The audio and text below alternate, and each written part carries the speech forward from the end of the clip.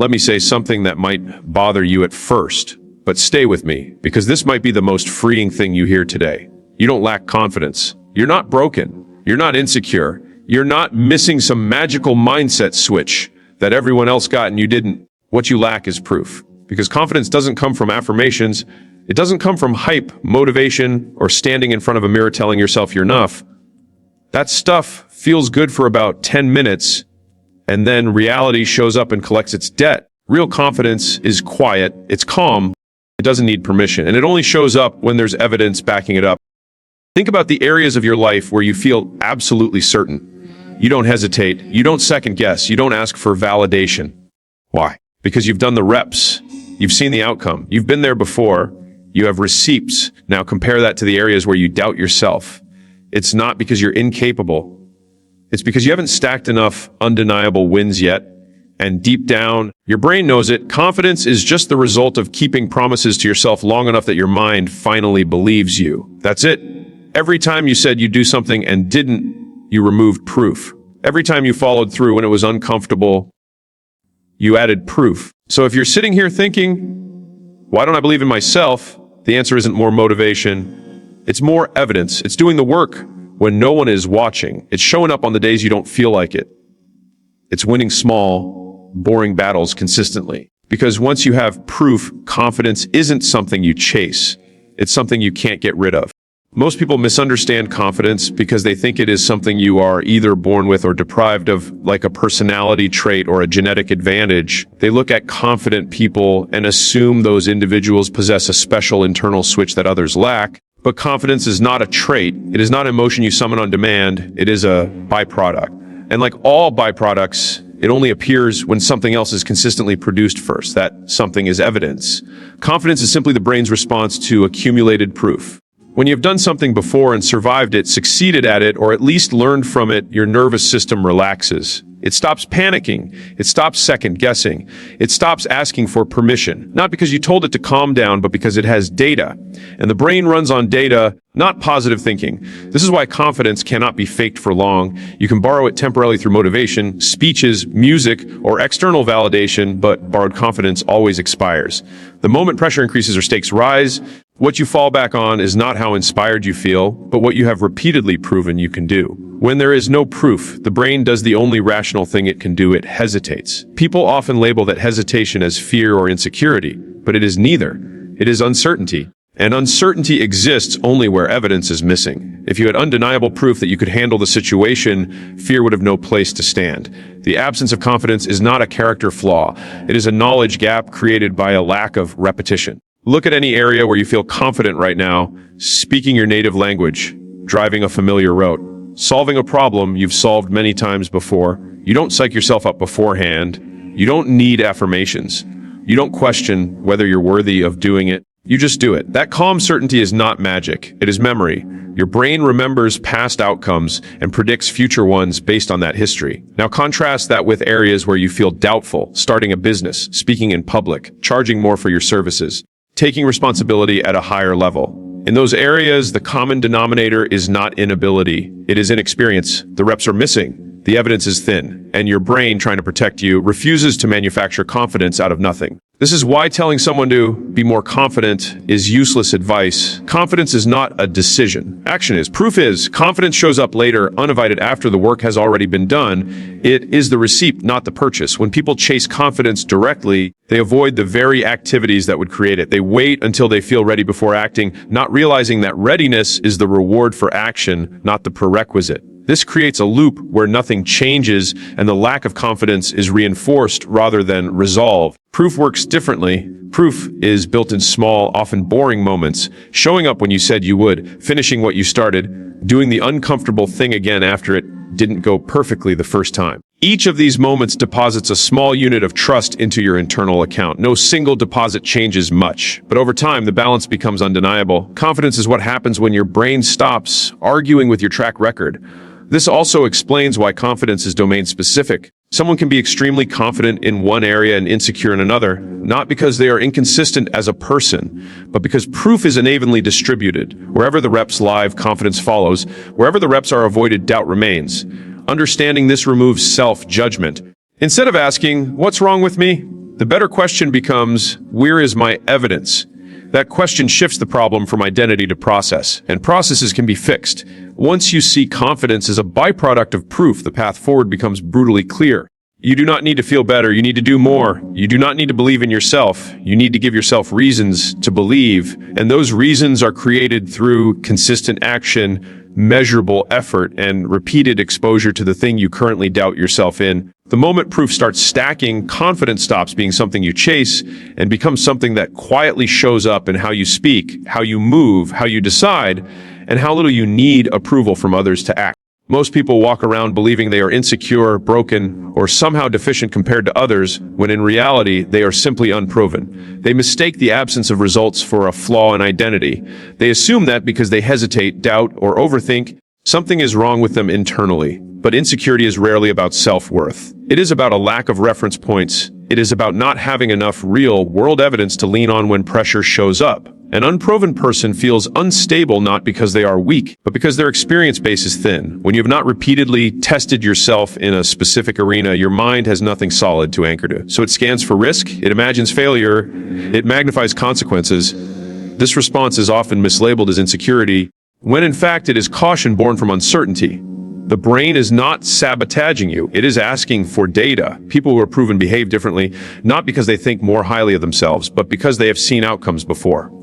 They have failed and survived. They have tried and adjusted. They have been embarrassed and lived through it. That history creates a calm baseline, not optimism. Predictability, and predictability eliminates the emotional noise that unproven people experience. This is why advice like, just believe in yourself, rarely works. Belief without experience is fragile. The moment resistance appears, belief collapses. Proven individuals do not rely on belief. They rely on memory. They remember past attempts, past recoveries, past progress. That memory stabilizes them even when the situation is uncomfortable. Unproven people often avoid action because they interpret their hesitation as a warning sign. They think doubt means they are not ready. But doubt is simply the absence of familiarity. It is what exists before competence, not proof of incapability. Every skilled individual was once unproven in that same domain. The difference is that they did not personalize the uncertainty. They treated it as a temporary state, not a permanent label. The tragedy is that many people stay unproven because they protect themselves from discomfort instead of collecting evidence. They wait for confidence to arrive before acting, not realizing that confidence only shows up after exposure. This creates a loop where nothing changes, and the feeling of insecurity deepens, even though the root cause remains untouched. Being unproven is not a judgment, it is a phase, and phases end when behavior changes. The only way to move from unproven to proven is repetition under real conditions, not theory, not preparation, not consuming more information. Action, execution, exposure. Each attempt, even the messy ones, adds texture to your experience, and texture creates stability. People often compare themselves to others without accounting for invisible reps. They see someone speak confidently, lead decisively, or execute boldly and assume that confidence is innate. What they do not see are the hundreds of uncomfortable attempts that came before, the failed pitches, the awkward conversations, the early mistakes. All of that proof is hidden, but it is doing the real work behind the scenes. When you understand that you are not insecure, just unproven, self-criticism loses its power. The internal dialogue shifts from, I'm not good enough, to, I haven't done this enough yet. That single shift changes behavior. It replaces shame with responsibility. And responsibility is actionable. Unproven people often overthink because thinking feels safer than doing. Thinking creates the illusion of progress without the risk of exposure. But no amount of analysis can substitute for evidence. Proof only comes from contact with reality, and reality does not care how prepared you feel. It only responds to attempts. The fastest way to reduce insecurity is not to eliminate fear, but to reduce novelty. Novelty is what makes situations feel threatening. Repetition removes novelty. Once something becomes familiar, it loses its emotional charge. What once felt intimidating becomes routine, not because you changed as a person, but because the situation stopped being unknown. This is also why small wins matter more than dramatic breakthroughs. Small wins are accessible, repeatable, stackable. They slowly convert you from unproven to proven without overwhelming you. Each small win rewires how you see yourself, not through affirmations, but through facts. At its core, insecurity is not self-hatred. It is self-doubt caused by insufficient evidence. And evidence is something you can manufacture through deliberate action. You do not need permission. You do not need validation. You need reps. The moment you start treating insecurity as a signal to gather proof instead of a reason to retreat, everything begins to change, because the problem was never who you are. It was what you have not yet repeatedly done enough to trust yourself doing. Repetition is the mechanism that turns effort into certainty. It is not dramatic, exciting, or motivating, but it is reliable. When something is done once, it is an event. When it is done repeatedly, it becomes evidence. That transition from a single attempt to a pattern is what creates credibility, and that credibility always forms internally before it is ever recognized externally. Internal credibility is self-trust. It is the quiet belief that when you decide to do something, you will follow through. That belief is not built through intention or self-talk. It is built through kept promises. Every time you repeat an action you said you would take, you reinforce a simple message to your own brain. Your words and your behavior are aligned. Over time, the brain stops questioning your intentions because your track record answers for you. Most people underestimate how sensitive their mind is to inconsistency. When actions are sporadic, motivation-based, or emotionally driven, the brain learns not to rely on them. It stays alert. It stays skeptical. It withholds confidence. This is not punishment. It is accuracy. Credibility cannot exist where behavior is unpredictable. Repetition creates predictability, and predictability creates trust. At first, repetition feels forced. You are consciously pushing yourself to act, often without emotional reinforcement. This is where most people quit. They expect repetition to feel rewarding early, but the reward only appears after the pattern is established. Before that, repetition feels mechanical and unglamorous. Yet this stage is doing the most important work. It is teaching your nervous system that this action is not a threat and that you are capable of executing it again and again. As internal credibility grows, something subtle shifts. You stop negotiating with yourself. You stop debating whether you feel like doing the task. The action becomes default. This is not discipline in the heroic sense. It is identity alignment. You begin to see yourself as someone who does what they say, not because you declared it, but because you have proven it through repetition. External credibility follows the same law, just on a longer timeline. People do not trust claims. They trust patterns. One success can be luck. Two can be coincidence. Repetition signals competence. When others see you show up consistently, deliver reliably, and perform predictably, trust forms naturally. You do not need to convince them. The repetition does the convincing for you. This is why shortcuts to credibility fail. You cannot skip repetition with branding, confidence, or presentation. Those tools can amplify credibility, but they cannot create it. Without repetition, they collapse under scrutiny. With repetition, even minimal presentation carries weight. Repetition also removes emotional volatility from performance. When you have done something enough times, your emotional state matters less. You no longer depend on motivation to act. You no longer need ideal conditions. The action has been normalized. This is where consistency becomes power. You are no longer at the mercy of how you feel. Many people misunderstand repetition as doing the same thing mindlessly. In reality, effective repetition includes feedback. Each cycle refines the next. Mistakes are not interruptions to the process, they are inputs. Over time, repetition not only proves that you can act, but that you can adapt. That adaptability further strengthens credibility because it shows resilience, not just persistence. Internally, repetition quiets self-doubt. Doubt thrives in uncertainty. Repetition eliminates uncertainty by replacing speculation with experience. You no longer wonder how you will respond because you have responded before. You no longer imagine worst-case scenarios because you have seen the range of outcomes. The unknown shrinks, and with it, anxiety. This process is invisible from the outside. People see confidence appear and assume it arrived suddenly. They do not see the hundreds of quiet repetitions that built it. They do not see the days when nothing seemed to change. But internally, those repetitions were accumulating leverage.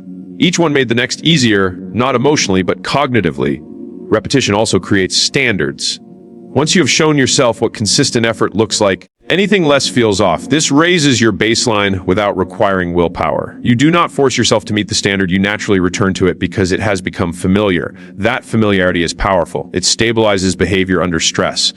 Ultimately, repetition is how identity is constructed. You are not what you intend. You are what you repeat. And every repetition is a vote for the person you are becoming. Credibility, confidence, and self-respect are not declared. They are accumulated quietly through consistent action, proven first in private, until even your own mind no longer questions whether you will show up, because the answer has already been demonstrated too many times to argue against. Most people believe that belief comes first and action follows. They assume that once they feel confident, motivated, or certain, taking action will become easy. This assumption feels logical, but it is backwards. Belief does not initiate action. Action manufactures belief.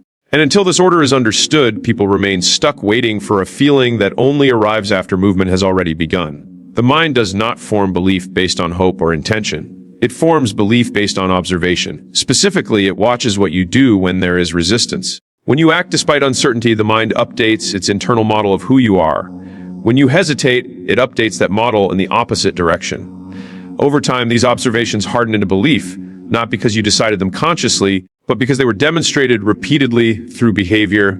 This is why trying to think your way into confidence fails. Thought is cheap, action is costly. The brain assigns more weight to what costs you something. Effort, discomfort, and risk signal importance. When you act in the presence of those costs, the brain concludes that you must be capable, otherwise you would not have done it. Belief forms as an aftereffect, not a prerequisite. Waiting to feel ready is one of the most common forms of self-sabotage because readiness is not a signal. It is a reward. People who appear confident at the start are not actually confident. They are simply willing to act without certainty. That willingness generates early proof, and proof creates belief. From the outside, it looks like confidence led the way.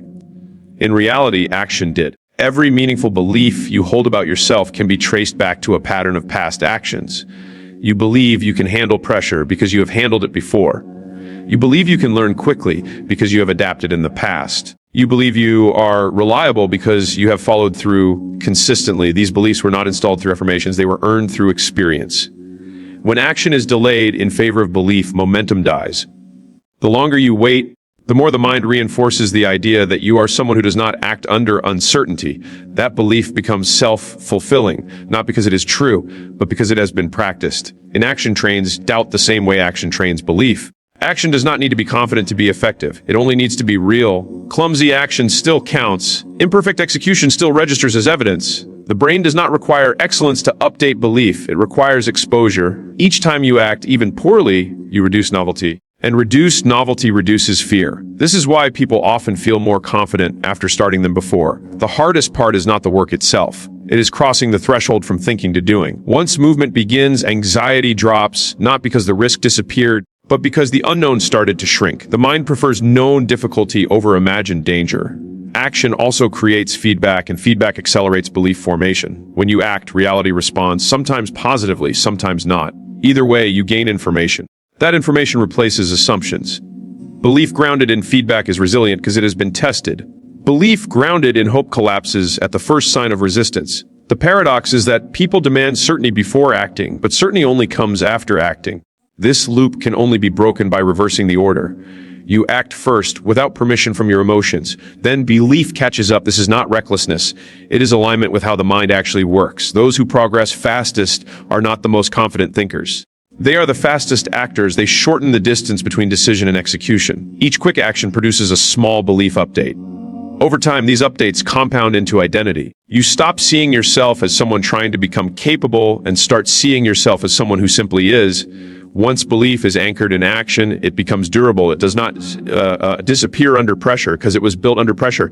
It does not depend on mood because it was formed through behavior, not emotion. And most importantly, it does not require maintenance. You are not convincing yourself of anything. You are remembering what you have already done, and the belief persists because it is supported by evidence, making it inevitable that action will always come first and belief will always follow. Small wins are underestimated because they look insignificant in isolation, but confidence is not built in moments of intensity. It is built through accumulation. The mind does not suddenly decide to trust you because of one bold action. It learns to trust you when it sees a pattern of completion. Small wins are the raw material of that pattern, and when they stack, they create something far more powerful than motivation ever could. A small win is any action that you commit to and complete, especially when it would have been easier not to. It does not need to be impressive. It needs to be consistent. Each time you finish what you said you would do, even at a small scale, your brain records it as evidence. That evidence tells your nervous system that you are reliable, predictable, and capable of following through. Over time, this changes how you feel before you act, because the question of whether you will show up has already been answered repeatedly. People often chase big breakthroughs because they think confidence requires big proof. In reality, big proof is just small proof repeated long enough. The brain does not care about grand gestures. It cares about trends. One intense effort followed by inconsistency creates confusion. Modest effort repeated daily creates certainty.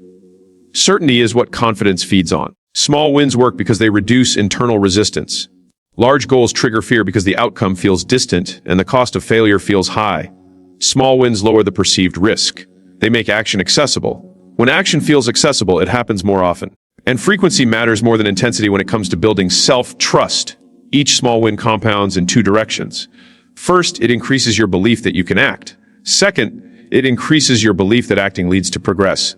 These two beliefs reinforce each other. You stop asking whether effort is worth it because you have seen the return even if the return was incremental. That belief removes hesitation, and hesitation is the real enemy of confidence. Unshakable self-trust does not come from telling yourself you are capable.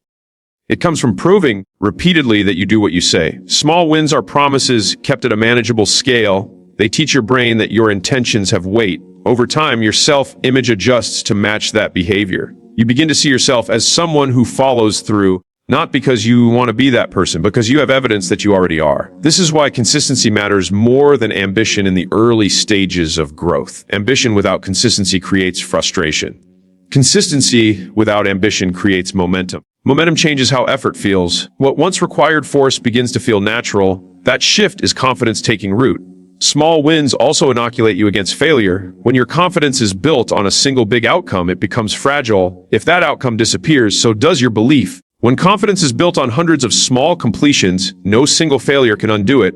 You trust yourself not because you always succeed, but because you always return to action. There is also a psychological effect that happens quietly. As small wins stack, your internal standards rise. You stop tolerating broken promises to yourself. Not out of guilt, but because it feels inconsistent with who you have become. This makes discipline easier, not harder. You are no longer forcing behavior. You are protecting identity. People who lack confidence often think they need to do more dramatic things to change how they feel. What they actually need is to reduce the gap between intention and execution. Small wins close that gap. Each time the gap closes, friction decreases. Decision-making becomes faster. Doubt becomes quieter, action becomes automatic.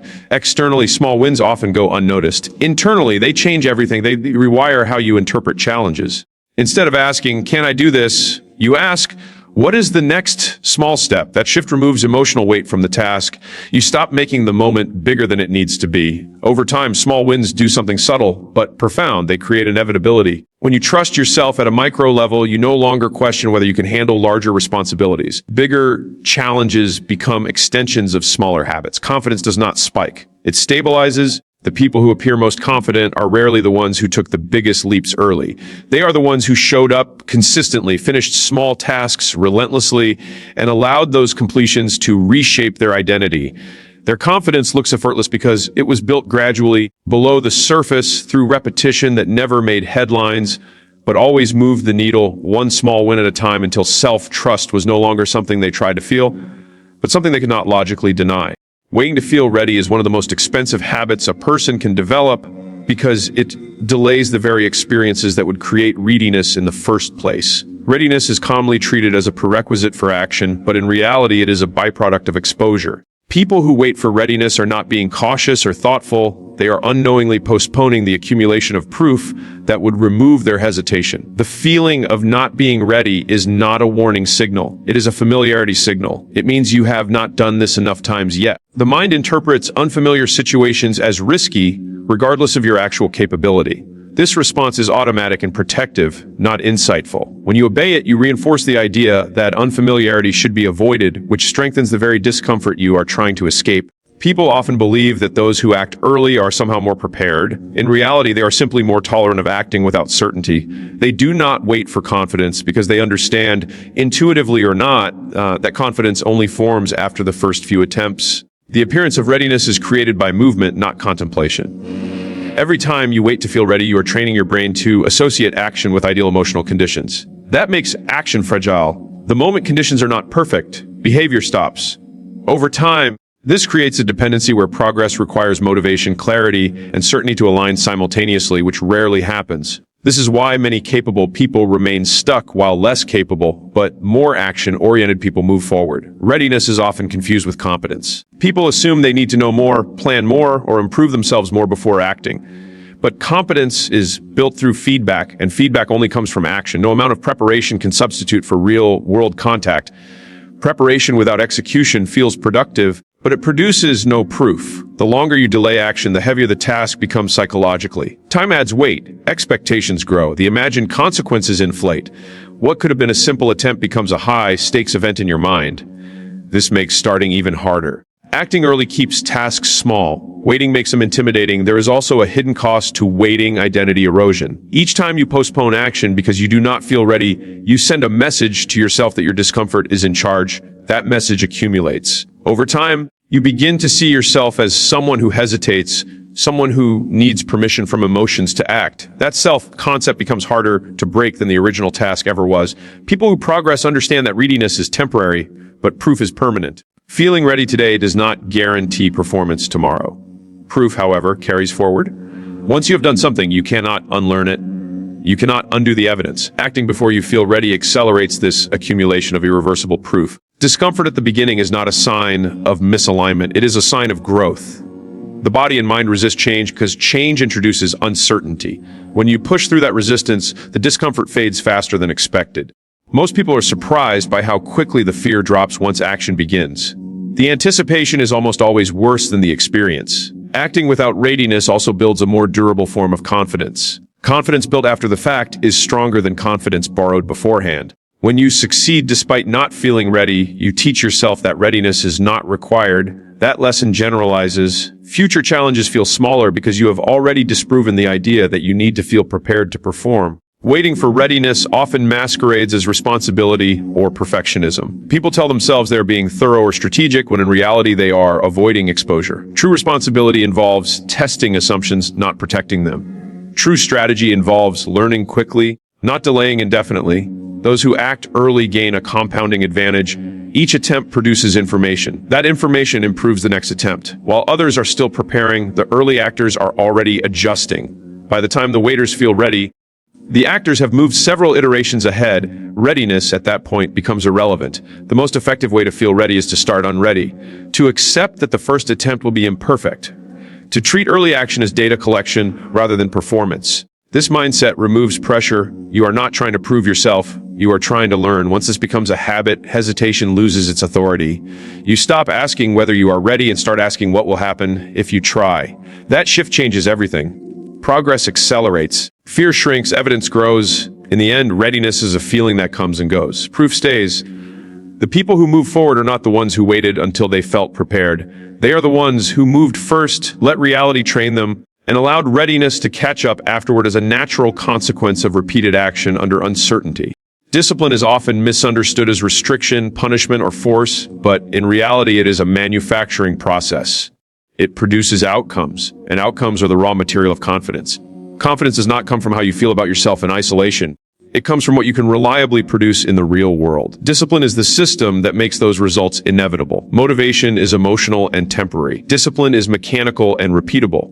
Motivation asks how you feel today. Discipline asks what needs to be done regardless of how you feel. That distinction matters because feelings fluctuate, but confidence requires consistency. When your actions depend on mood, results become unpredictable.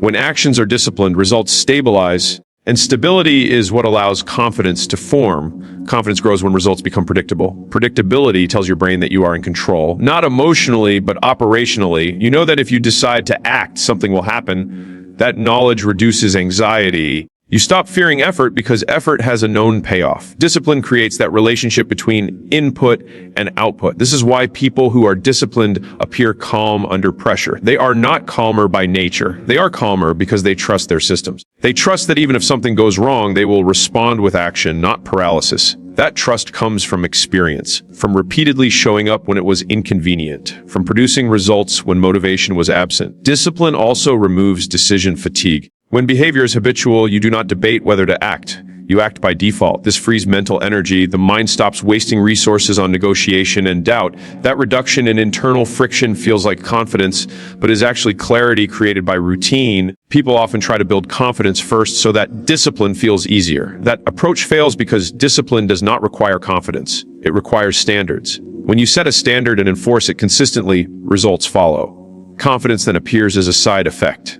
The order cannot be reversed. Results earned through discipline carry more weight than results achieved through bursts of motivation. The brain values effort that persists under resistance. When you complete tasks without emotional reward, the brain updates its belief about your capability. It concludes that you are reliable even when conditions are unfavorable. That belief is powerful. It does not collapse when enthusiasm fades. Discipline also builds confidence by eliminating self-betrayal. Every time you say you will do something and do not trust erodes, not publicly, but internally. Over time, that erosion shows up as hesitation and doubt. Discipline repairs that trust. Each follow-through is a repair transaction. Enough repairs restore credibility with yourself. The confidence produced by discipline is quiet. It does not announce itself. It shows up as decisiveness, as reduced need for reassurance, as the ability to commit without overthinking. These traits are often mistaken for personality, but they are the result of consistent execution. Discipline creates results even when outcomes are uncertain. That teaches an important lesson. You do not need guarantees to move forward. You only need a process. Once you trust your process, uncertainty loses its power. Confidence becomes anchored to effort, not outcome. You know you will do the work regardless of what happens, and that knowledge is stabilizing. This is why disciplined people recover faster from failure. Failure does not threaten their identity because their identity is built on behavior, not success. They do not see setbacks as proof of inadequacy. They see them as interruptions in output that will be corrected by returning to the process. That response preserves confidence even in difficult periods. Discipline also compounds. The longer you practice it, the less effort it requires. What once felt heavy becomes automatic. As discipline becomes easier, results arrive faster. As results arrive faster, confidence strengthens. This creates a feedback loop that accelerates progress without relying on emotional intensity. Many people avoid discipline because it feels uncomfortable at first. They do not realize that the discomfort is temporary, but the confidence it produces is durable. Motivation feels good up front, but leaves nothing behind. Discipline feels difficult up front, but leaves evidence.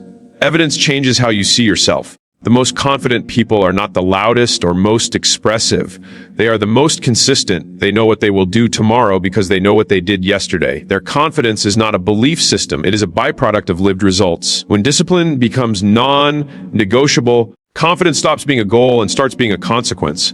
You no longer try to feel capable. You observe that you are capable because your actions keep producing outcomes. The mind does not argue with evidence, and discipline is how that evidence is created day after day until confidence is no longer something you seek, but something that naturally emerges from the results you have repeatedly earned. Failure is commonly treated as evidence that something is wrong with you, when in reality it is evidence that something is incomplete. A lack of confidence after failure is not proof of weakness. It is proof that the data has not yet been properly interpreted. Failure is not the opposite of confidence. It is one of its primary inputs. Confidence collapses when people expect success to validate them and failure to invalidate them. That framework makes confidence fragile because it ties self-trust to outcomes instead of information. When failure is viewed as personal, it creates hesitation. When failure is viewed as data, it creates direction. The difference between the two interpretations determines whether confidence erodes or strengthens. Every attempt produces information. Success tells you what worked. Failure tells you what did not. Both are useful. The problem is that most people emotionally discard the second category instead of extracting value from it. They experience the discomfort of failure and stop there, missing the opportunity to convert that experience into proof. Failure becomes damaging only when it is ambiguous. Ambiguity creates self-doubt. When you do not know why something failed, the mind fills in the gap with identity-based explanations. It assumes incapability. But when failure is analyzed, categorized, and understood, it loses its emotional charge. It becomes mechanical, and mechanical problems do not threaten identity. This is why experienced individuals recover quickly from setbacks. They have failed enough times to recognize patterns. They know that most failures are situational, not personal. They understand which variables they can control and which they cannot. That understanding creates confidence, not despite failure, but because of it. Failure also reduces fear through exposure. The first failure feels catastrophic because it is unknown. Subsequent failures feel manageable because the worst-case scenario has already been experienced. Once the imagined danger becomes familiar, it stops controlling behavior. Fear shrinks as familiarity grows. People who lack confidence often avoid failure at all costs, believing that failure confirms their doubts. Ironically, this avoidance keeps them inexperienced, which sustains the very doubt they are trying to escape. Confidence does not come from avoiding negative outcomes. It comes from surviving them and learning from them. Failure also sharpens decision-making. Each failed attempt narrows the range of possibilities. It removes options that do not work. This constraint increases clarity. Over time, clarity replaces hesitation. When you know what not to do, acting becomes easier. That ease is often mistaken for confidence, but it is actually understanding earned through trial. The emotional sting of failure is temporary. The information lasts. Those who extract the information move forward stronger. Those who dwell on the emotion stay stuck. Confidence grows in proportion to how quickly you convert failure into usable insight. Failure also builds credibility with yourself. When you fail and continue anyway, you demonstrate resilience. That demonstration matters more than success because it proves that your behavior is not dependent on outcomes. You learn that you can tolerate discomfort without retreating. That knowledge stabilizes future action. There is a critical difference between failing and being a failure. One is an event, the other is an identity claim. Confidence erodes when people confuse the two. When failure is treated as an event, it becomes part of the process. When it is treated as an identity, it becomes a barrier. Data-driven failure accelerates learning. Each iteration becomes faster. Adjustments become more precise. Progress compounds. What appears from the outside as confidence is often just someone who has eliminated enough unknowns to act decisively. Those unknowns were eliminated through repeated failure. Failure also recalibrates expectations. Unrealistic expectations create anxiety. Failure corrects them. Once expectations are grounded in reality, pressure drops. You stop demanding perfection and start demanding progress. That shift reduces emotional volatility and increases consistency. The most confident individuals are rarely those who have failed the least. They are those who have failed the most and stayed engaged. Their confidence is not optimism. It is familiarity. They have seen enough outcomes to know that no single result defines them. When failure is framed correctly, it becomes proof of effort. It proves that you are in motion. It proves that you are testing boundaries. It proves that you are not hiding. That proof matters. The mind trusts movement more than safety. Confidence is not built by avoiding mistakes. It is built by making them, understanding them, and continuing anyway. Failure, when used correctly, becomes evidence that you are capable of learning, adapting, and persisting. And that evidence does more to stabilize self-trust than any success achieved without resistance ever could, because it proves not only that you can win, but that you can lose, recover, and still move forward with clarity and control. Most people think proof is something you collect in public through recognition, applause, or visible success. In reality, proof is almost always built in private, long before anyone else sees the result. What the world calls confidence is usually just the external expression of internal certainty that was earned quietly, without witnesses, when no validation was available. Private effort is where honesty exists. In public, performance can be inflated, explained, or excused. In private, there is no audience to impress and no one to blame. You either do the work or you do not. That clarity is what makes private action so powerful. The mind knows the difference between effort that was displayed and effort that was real. Proof built in private carries more weight because it is uncontaminated by external feedback. When no one is watching, you cannot rely on praise, encouragement, or social pressure to carry you. The only thing that keeps you moving is your own standards. When you meet those standards consistently, self-trust forms at a deeper level. This is why public confidence often collapses under pressure if it was not built privately. When confidence depends on external reaction, it becomes unstable. A single negative response can shake it. But when confidence is grounded in private proof, public opinion loses influence. You already know what you can do. The noise becomes irrelevant. Private proof also removes the need to convince. People who have done the work do not need to announce it. They speak plainly. They act decisively. Their confidence shows up in restraint, not volume. This is not humility as a personality trait. It is certainty as a byproduct of preparation. The most important conversations about confidence happen internally. Each day, your actions either reinforce or undermine the story you tell yourself about who you are. Private proof strengthens that story because it is based on behavior, not aspiration. Over time, the internal narrative shifts from, "I hope I can," to, "I know I can," not because you said it, but because you lived it. Private effort also allows for failure without identity damage. Mistakes made in private are easier to analyze objectively. There's no audience to disappoint. This encourages experimentation. Experimentation accelerates learning. Learning compounds into competence. Competence becomes confidence. The entire chain often happens without anyone else being aware of it. Public success without private proof is brittle. It creates pressure to maintain an image that may not be supported by experience. This leads to anxiety and imposter syndrome. The fear is not of being judged, but of being exposed. Private proof eliminates that fear because there is nothing to expose. The foundation is real. People often delay action because they want to look competent from the start. This desire for public readiness slows growth. Those who focus on private proof accept looking inexperienced early. They prioritize learning over appearance. By the time their work becomes visible, confidence appears effortless, even though it was earned through uncomfortable repetitions no one saw. Private proof also builds resilience. When setbacks occur publicly, those with private evidence are less shaken. They do not interpret obstacles as signs of inadequacy. They see them as temporary interruptions to a process they trust.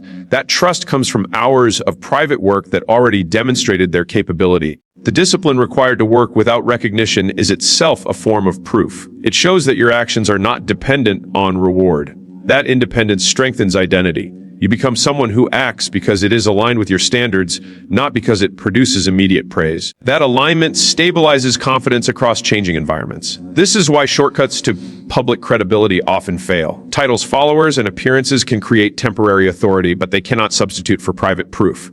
Under stress, only real competence holds. And competence is built when no one is watching. Private proof also changes how you interpret success. Success becomes confirmation, not validation. It confirms what you already know rather than telling you who you are. That distinction matters. Validation seeks permission. Confirmation reflects preparation. Confidence rooted in confirmation is calm and durable. In the end, the work that matters most is the work that happens when there is no applause, no deadline, and no external pressure. Those quiet hours build the internal evidence that cannot be taken away. When confidence shows up publicly, it is not because someone finally noticed you. It is because you have already proven to yourself, repeatedly and privately, that you are capable, and that private proof carries more authority than any recognition ever could. Confidence becomes inevitable when results become predictable because the mind craves certainty. Uncertainty is the engine of hesitation, self-doubt, and anxiety. When outcomes are unpredictable, the brain has no reference point to trust, so it defaults to caution. Predictability changes that equation. When you know what to expect from your actions, hesitation disappears, fear shrinks, and confidence becomes a natural consequence rather than something you have to manufacture artificially. Predictable results do not appear by accident. They are the product of consistent systems, repeated effort, and disciplined execution. Each time you act and observe the outcome, your brain collects data. This data reduces novelty and risk. When similar actions are repeated under similar conditions, the brain begins to anticipate the results accurately. This anticipation produces a sense of control, and control is the foundation of confidence. Early attempts at predictability are rarely perfect. Initial outcomes may vary. That variation teaches valuable lessons. Where adjustments are needed, what behaviors produce the intended effect, and which factors are within your control. Over time, as these adjustments are applied consistently, outcomes stabilize. The more consistent the results, the less your mind worries about the unknown. The nervous system relaxes. The space previously occupied by doubt is now filled with certainty. People often confuse confidence with emotion, believing that to feel confident, they must first experience a surge of inspiration, courage, or positivity. In truth, emotion is temporary, unreliable, and often misleading. Confidence rooted in predictable outcomes is different because it is evidence-based. It does not fluctuate with mood or circumstance. It is the result of repeated proof, actions taken, results observed, and outcomes internalized. This is why habits matter so much. Predictable results are built through small, repeatable behaviors. One-off efforts rarely produce predictability because one isolated success does not create a trend. When behavior is consistent, however, the brain begins to notice patterns. You start to trust yourself because the results you expect tend to manifest. Trust is confidence in another form. It is confidence in your own system rather than in external factors. Failure, when it occurs within a predictable system, does not destroy confidence. It becomes data. Because you have created a process that reliably produces results over time, a single setback is contextualized rather than catastrophic. The mind interprets it as an anomaly, not an identity threat. That interpretation is only possible when the majority of outcomes are stable and understandable, because predictability provides the lens through which failure is reframed. Predictable outcomes also accelerate learning. Each cycle of action, observation, and adjustment reduces variability. The more predictable the system, the more precise your future actions become. As precision grows, confidence grows alongside it. This creates a feedback loop. The more you refine your process, the more results align with expectations, and the more your mind trusts your capability. External confidence is the visible result of internal predictability. People who seem self-assured do not rely on luck, charisma, or random bursts of motivation. They have done the work enough times to know what works and what does not. Their behavior is calibrated by repeated exposure and reinforced patterns. That calibration produces composure, decisiveness, and clarity, all of which are interpreted by others as confidence. Predictability is not about eliminating challenge. It is about managing variables you can control while understanding the influence of variables you cannot. When outcomes are mostly within your control, fear diminishes because the mind recognizes that it has the ability to influence the situation. Confidence arises naturally from this recognition because control and predictability are intimately linked. Small, predictable wins compound into identity. When your actions consistently produce expected results, your internal narrative shifts from uncertainty to reliability. You stop questioning whether you can handle situations because the evidence is clear you have handled similar situations before. That historical record of success becomes the foundation of your self-image, and self-image drives behavior more powerfully than intention ever could. Predictability also allows for efficiency. When results are consistent, less cognitive energy is spent second-guessing choices, worrying about outcomes, or planning contingencies for every minor possibility. That mental clarity translates into smoother execution, faster decisions, and less hesitation, all hallmarks of confident behavior. The mind interprets this flow as certainty, reinforcing the sense of competence. Many people attempt to shortcut confidence through motivation, pep talks, or external validation. These methods fail to create predictability. They cannot provide repeated, verifiable evidence of capability. Predictable results, on the other hand, offer undeniable proof. When you've seen your actions produce the outcomes you expect over and over, no external factor can shake that certainty. Confidence becomes a natural byproduct of the process itself. At a deeper level, predictable results remove the emotional volatility that comes from relying on outcomes that are unknown. The mind no longer experiences each situation as a threat because it has a reference point. Risk feels manageable. Action feels familiar. Decision-making becomes decisive rather than tentative. That calm, steady capacity is what people recognize as confidence, but it is not a performance. It is the predictable result of preparation and repetition. The most confident individuals do not rely on emotion, luck, or inspiration. They rely on systems that produce predictable outcomes. Their confidence is evidence-based, durable, and resistant to external fluctuations.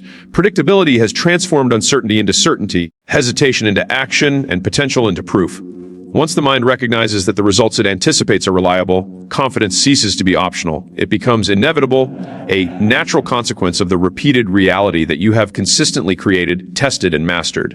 So remember, this confidence is not something you chase, it is something you earn. It is the natural byproduct of repeated action, consistent proof, and the willingness to show up even when the outcome is uncertain. Every small win, every failure learned from, every disciplined habit, every moment of private effort, it all stacks until belief in yourself becomes undeniable. You don't wait to feel ready, you act, you prove, and in that proof, confidence becomes not just possible, but inevitable.